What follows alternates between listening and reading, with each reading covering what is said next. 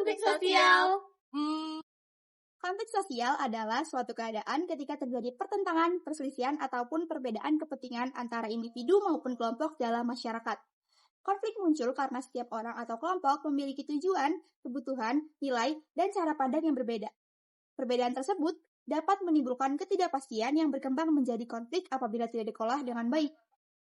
Dalam kehidupan sehari-hari, konflik sosial dapat terjadi karena berbagai faktor, seperti perbedaan pendapat, perbedaan budaya, perbedaan sumber daya, atau perubahan sosial yang berlangsung cepat. Contohnya adalah perselisihan antar warga mengenai batas tanam, konflik antar pelajar, atau perbedaan kepentingan antara masyarakat dan perusahaan. Meskipun sering dianggap sebagai sesuatu yang negatif, konflik sosial tidak selalu membawa dampak buruk. Konflik dapat menjadi sarana untuk menemukan solusi, memperbaiki hubungan sosial, dan mendorong perubahan yang lebih baik.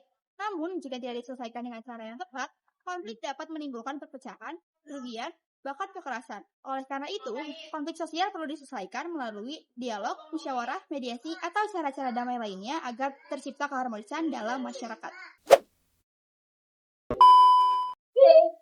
Ya ampun, Mbak Wawa. Tuh, gara-gara pohon jambu kamu nih.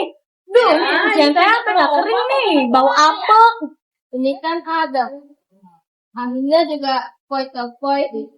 Lagian juga ceritanya itu double. Kalau dijemur gak bakalan kering. Jangan saling pohon jambu aku dong. Nggak bisa gitu Mbak Wawa. Dari siang sampai sore cuacanya aja pada terik begini. Lihat aja tuh jemurannya kering kerontang. Masalahnya pohon tinggi jambu Mbak Wawa ini tinggi banget sampai melengkung ke atas atapnya kaca. Kalau malam nanti jatuh bisa bahaya tahu. Kalian lebay deh. Itu paling tingginya cuma 4 meteran. Masih aman kok. Permisi Mbak. Ada apa nih sore-sore? Kok heboh banget?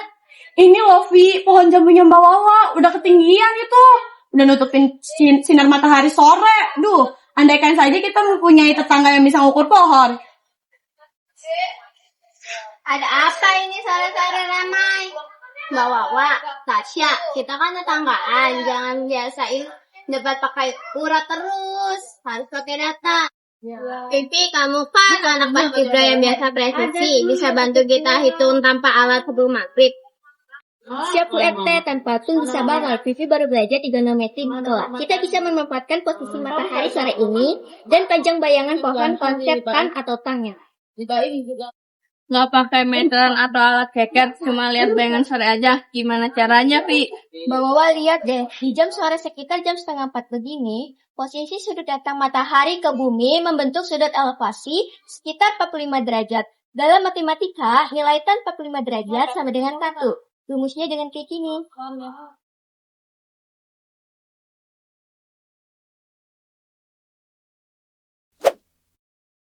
Karena nilai tangan 45 derajat itu adalah 1. Otomatis tinggi pohon jambu Mbak Wawa bakal persis sama dengan panjang bayang di tanah saat ini. Oh, jadi kita harus mengukur bayangan pohon di tanah juga ya, Vi? Vivi melangkah dari pangkal pohon sampai ujung bayangan. Setiap satu langkah 0,5 meter. Jumlah langkah 13.